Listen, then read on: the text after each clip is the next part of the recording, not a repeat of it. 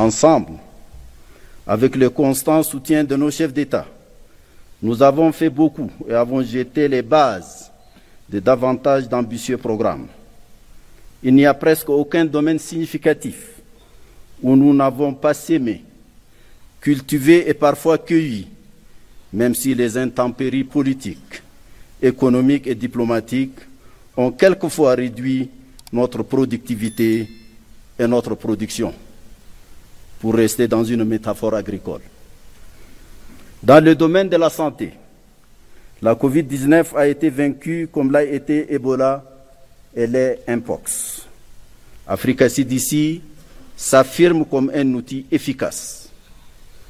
L'Agence africaine des médicaments, AMA, s'installe. L'Agence humanitaire africaine sort de ses limbes. Le PANVAC s'équipe, se consolide.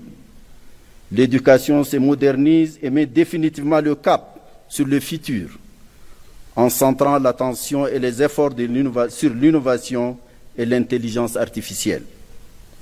La stratégie industrielle s'ébauche. La zone de libre-échange continentale ZLECAf s'opérationnalise en dépit des obstacles. Les positions africaines sur le climat se consolident. L'agriculture et l'économie bleue prennent peu à peu leur place naturelle dans nos choix stratégiques. Le secteur des infrastructures et de l'énergie a connu des avancées significatives. Presque tous les organes de l'Union et toutes les agences spécialisées, dont je vous fais grâce de la liste, se sont maintenus dans des progrès constants, tant au niveau de leur consolidation institutionnelle que dans la diversité des programmes et projets réalisés. La réforme institutionnelle de notre organisation a connu des progrès significatifs et se poursuit pour des conclusions heureuses. Nos partenariats internationaux s'élargissent et s'ouvrent de nouveaux horizons. Notre crédibilité internationale et notre visibilité dans l'arène mondiale se sont affirmées de façon significative. Des rapports circonstanciés sur tous ces palmarès seront présentés certainement au sommet.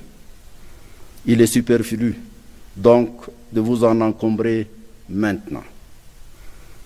Excellences, Monsieur le Président, Mesdames et Messieurs les ministres, de tels acquis ne devraient pas occulter nos insuffisances, nos lacunes, nos difficultés et les défis qui continuent de toutes parts de nous assaillir.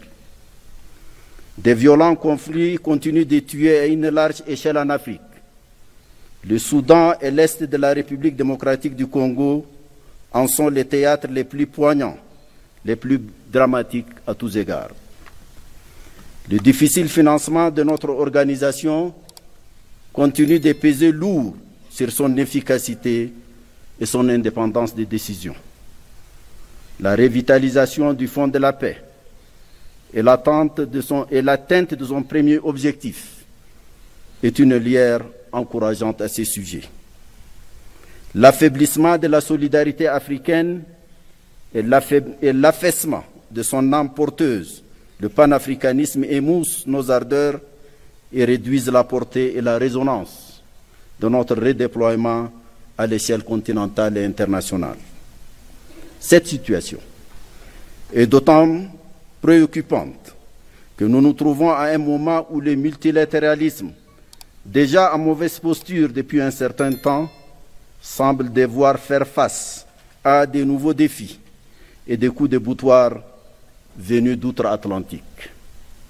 Il nous faut donc nous ressaisir et le faire ici et maintenant.